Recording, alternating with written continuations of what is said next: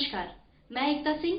स्वागत है आपका खबरों में आजकल में। जहानाबाद जिले में कमजोर और अभी वंचित वर्ग के बच्चों को शिक्षा के अधिकार अधिनियम के तहत नामांकन हेतु जिलाधिकारी हिमांशु कुमार राय तथा उप विकास आयुक्त मुकुल कुमार गुप्ता के संयुक्त अध्यक्षता में समाहरणालय स्थित ग्राम प्रेक्ष भवन में 2 दिवसीय नामांकन कार्यक्रम का दीप प्रज्वलित कर उद्घाटन किया गया। यह कार्यक्रम जिले के जरूरतमंद, कमजोर और अभी वंचित वर्ग के बच्चों को शिक्षा की मुख्य धारा से जोड़ने के लिए आयोजित किया गया है, जिसके तहत विद्यालयों में 25% कोटा के कक्ष 1 से 8 तक के बच्चों का नामांकन किया जाना है। आज के कार्यक्रम में जहानाबाद प्रखंड के कुल 49 विद्यालयों का चयन किया गया था, जिसमें 40 विद्यालय के प्रतिनिधिगण शामिल हुए। शेष 9 विद्यालय में से एक विद्यालय इस नामांकन कार्यक्रम में योग्यता के अनुरूप न रहने के कारण सूची में शामिल नहीं किया गया, जबकि अन्य 8 विद्यालय किसी कारणवश कार्यक्रम में शामिल नहीं हो सके।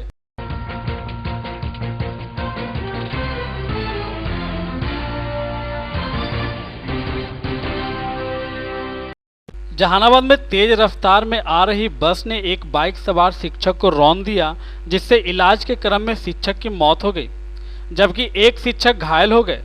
घटना टेहटा ओपी क्षेत्र के बाईपास के समीप की है।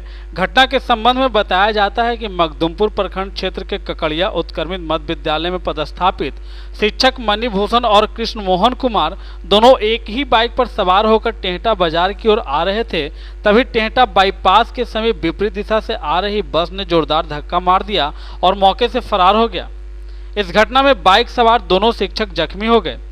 एक शिक्षक मणिभूषण प्रसाद की चिंताजनक हालात में सदर अस्पताल में भर्ती कराया गया, जहां इलाज के क्रम में उनकी मौत हो गई।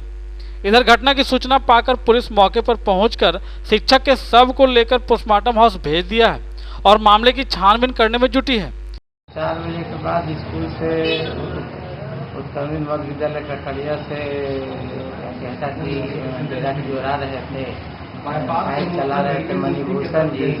रेलवे गुमटी के पहले इस जो मोड़ है वहाँ पे पीले रंग की बस बहुत तेजी से धक्का मारती है। तो क्या था, किधर से बस आ रही थी, आप लोग किधर जा रहे थे? बस गुमटी की तरफ से आ रही थी और हम लोग बाईपास पार करके और गुमटी की तरफ जा रहे थे। तो क्या इस घटना में क्या हुआ है? इस घटना में बस वाले की लापरवाही है और लापरवाही से चला रहा था। आपके साथ जो शिक्षक थे मणिभूषण जी, उनकी क्या स्थिति है?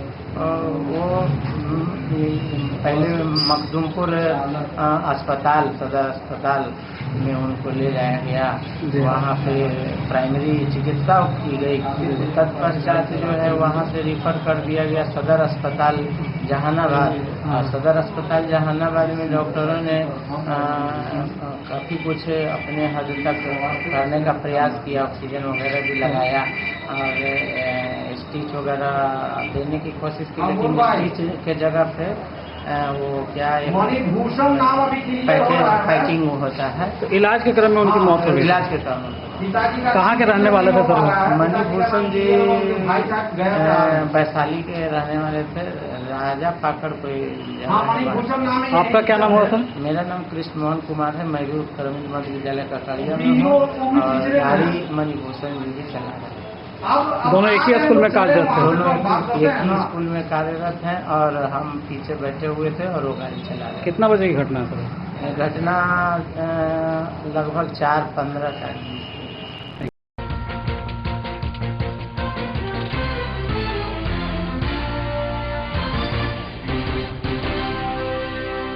किसानों के खिलाफ लाए गए तीनों कृषि बिल के विरोध में पिछले कई महीनों से चल रहे किसान आंदोलन के समर्थन में 27 सितंबर को आयोजित भारत बंद का भाकपा माले भरपूर समर्थन करेगी।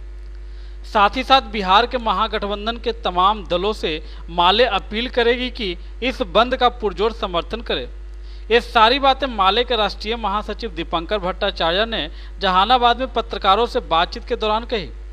दीपंकर भट्टाचार्य ने कहा कि केंद्र की मोदी सरकार देश के ऐतिहासिक स्थलों को बेचने का जो साजिश रच रही है, उसे किसान एवं देश के लोग कामयाब नहीं होने देंगे। उन्होंने बिहार में भाजपा के सहयोगी जदयू को आगाह किया कि भाजपा के द्वारा देश बेचने का जो साजिश चल रहा है उसके हिस्सेदार नहीं बने। जदयू को समय रहते भाजपा के देश बेचने की साजिश का पुरजोर विरोध करना चाहिए। जदयू हमेशा देश हित के दिशा में कार्य कर रही है। बिहार सरकार के अगले 5 वर्ष के कार्यकाल पूरा करने के सवाल पर दीपांकर ने कहा कि यह सरकार किसी तरह से बिहार में शासन कर रही है, जिसमें भाजपा एवं जदयू दोनों अपना स्वार्थ साधने में लगे हुए हैं।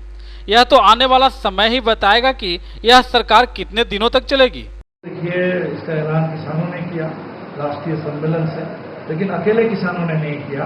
किसानों के साथ पूरे देश के सभी ट्रेड यूनियन और छात्र, नौजवान और महिला संगठन के लोग मौजूद थे। तो एक तरह से देश के व्यापक जन संगठनों ने इसका ऐलान किया और विपक्षी दलों से उन्होंने समर्थन मांगा। हमने पूरा समर्थन दिया। ये जो भारत बंद है, इसमें 1 नंबर का तो मुद्दा है कि कृषि कानून, जिसको किसानों ने खारिज किया है, जो कृषि के खिलाफ है, किसानों के खिलाफ है। तो कृषि को मुक्त करने के लिए कृषि कानून।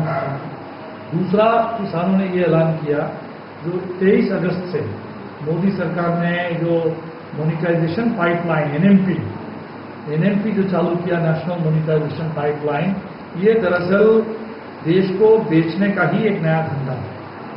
देश की संपत्ति अगले कम से कम 40-50 साल के लिए चंद पूंजीपतियों के हाथ में गिरवी रखने का एक तरीके से सरकार ने पॉलिसी ली है। और ये एक तरह से देश के पूरे भविष्य को आप गिरवी रख रहे हैं। बहुत खतरनाक है और इससे एक तरह से महंगाई बढ़ेगी और सरकारी नौकरियां खत्म हो जाएंगी और लोगों के पास स्थायी रोजगार कुछ रहेगा नहीं। इसीलिए ये भी बड़ा मुद्दा है कि जो पाइपलाइन देश को बेचने वाली है, इस पाइपलाइन पर रोक लगा। तीसरा एक सवाल है कि जो श्रम कानून आज़ादी के आंदोलन के दौर में लड़ करके देश के मजदूरों ने हासिल किया था, ट्रेड यूनियन बनाने का, लड़ने का, एक अपने मजदूरी के लिए मालिकों के साथ लड़ने का, तो वो सारा अधिकार भी सरकार छीन रही है नए लेबर कोड के नाम पर। तो श्रम कानून में भी, तो कृषि कानून, श्रम कानून, ये दोनों किसान और मजदूरों के खिलाफ जा रहा है। और ये पाइपलाइन, ये देश के नौजवानों के एक तरीके से पूरे पीठ पर छुरा फूटने का सिलसिला तो बंद है। और हम उम्मीद करेंगे कि महागठबंधन का भी पूरा सक्रिय समर्थन इस बंद को बिहार में रहेगा। और अभी 5 सितंबर को मुजफ्फरनगर में किसानों ने ऐलान किया कि मुजफ्फरनगर जहाँ दंगा हुआ था, वहाँ अब किसान आंदोलन के लिए लोग एकजुट हो रहे हैं। इसी तरह बिहार में भी हम लोग बहुत झेलते रहे हैं, छोटे बड़े दंगे, जनसंहार। तो ये इससे बाहर निकल करके बिहार के भी किसान, गरीब, वो मिल करके अब अपने अधिकार के लिए लड़ेंगे, ये उम्मीद है। इसी दिशा में हम लोग। अरवल जिले के मेहंदिया थाना अंतर्गत बेलसार गांव के समीप 4 दिन पूर्व सोन नदी से बालू निकासी के उत्पन्न विवाद में हुई हत्या के मामले में पुलिस ने 2 लोगों को गिरफ्तार किया है। गिरफ्तार लोगों से कड़ी पूछताछ के बाद मेहंदिया थाना क्षेत्र के लोदीपुर गांव निवासी रोहित कुमार के गोली मारकर हत्या करने की बात स्वीकार किया है। बताया जाता है कि 4 दिन पूर्व सोन नदी से बालू की निकासी को लेकर रंगदारी वसूली में अंजाम दिया गया था, जहां दोस्तों में बंटवारा के दौरान अधिक पैसा लेने के उपरांत उत्पन्न विवाद के कारण रोहित कुमार की हत्या कर दी गई थी। घटना स्थल से रोहित के मर्डर और निशानदेही पर उसके पिता के बयान पर एफआईआर दर्ज कराई गई थी, जिसके बाद पुलिस एक टीम गठित कर 2 लोगों को गिरफ्तार किया है। पूछताछ के बाद अपने संलिप्तता स्वीकार किया है। बताया जाता है कि पहले झारखंड के हरिहरगंज में शराब पीने के उपरांत बेलसार बाजार के समीप उसकी हत्या कर दी गई और लाश को सुनसान जगह पर फेंक दिया गया था। पुलिस जांच के दौरान उसके गाड़ी को भी बरामद कर लिया गया है। फिलहाल पुलिस गिरफ्तार दोनों लोगों को जेल भेज दिया है। अरवल से विश्वनाथ कुमार की रिपोर्ट। इंडिया में एक मर्डर हुआ था, रात के समय शव का बरामद हुआ था गश्ती पार्टी के द्वारा। उसी में 2 व्यक्ति अभी पकड़े गए हैं, एक अविनाश और भानु, और इन लोगों ने अपने क्राइम को एक्सेप्ट भी कर लिया है। पकड़े गए और लोग भी इसमें हैं, और एक का तो नाम एफआईआर में भी, अन्य कुछ लोगों का नाम भी अभी आया है। हम लोग उसको लेटर और एविडेंस आने के साथ में तो हम लोग उसको अरेस्ट किया। क्यों हत्या की गई है? हत्या करने की कई एक वजह अभी तक आई है, इस एक पर हम लोग जीरोइंग करेंगे। एक तो है कि पुल में एक एक्यूज के चाचा पर कुछ गोली वगैरह भी मृतक के द्वारा चलाया गया था। मृतक एक आपराधिक प्रवृत्ति का था, उस पर एक केस भी दर्ज है। पहले से उसके द्वारा गोली चलाया गया था, एक अधिक कारण सामने में आ रहा है। दूसरा कुछ बालू के ठेकेदारी का विभाग था, कुछ बालू में जो आपराधिक प्रवृत्ति के लोग थे कुछ चंदा वंदा कलेक्शन करते थे, उसी में उन लोगों कुछ पैसे का लेने कोई बात था। एक और बात है जिसको जो भी संतुष्ट नहीं है इससे बोलना ठीक नहीं है, संतुष्ट होने के बाद बताएंगे।